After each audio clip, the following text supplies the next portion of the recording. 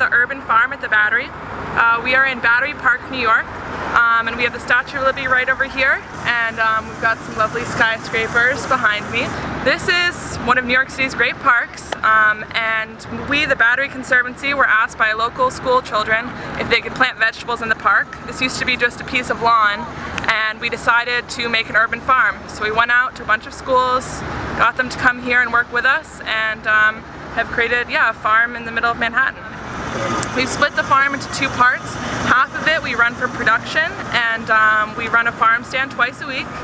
And this is also a place where volunteers can come if they have like a short-term commitment, if they just want to come for a day, or we can have groups and stuff like that. And then the other half of the farm, we give away parts of it to school groups and community groups, and they basically take over these pieces of land. We help them plant them, we teach them how to grow their own food, and they harvest and take home all the proceeds.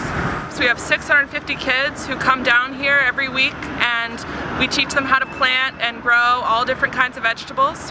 Hello, my name is Philip Jack. I'm the Director of Internship at John V. Lindsay Wildcat Academy Charter School. The reason we come out to urban gardens is to give kids the continuity between the earth and their table. They're able to understand that food comes from a different place, and there's an industry connected to it, so that they can make choices about whether they want to work in that industry or they don't.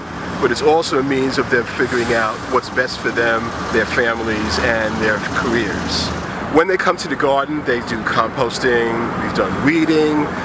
Today there's a fruits to the stand going on in the afternoon, so they're picking zucchinis, they're picking tomatoes to actually sell at the stand in the afternoon. The outcomes are that our students begin to understand that there's a whole industry that's related to agriculture that they can have a place in.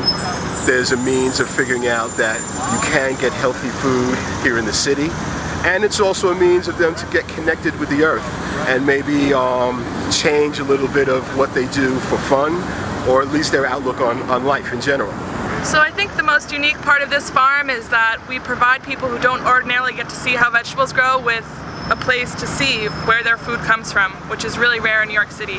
You can buy vegetables and then come look at where they're planted. And with the kids, these kids, a lot of them have recess in the cafeteria inside. They don't really get to come outside, so just that is huge.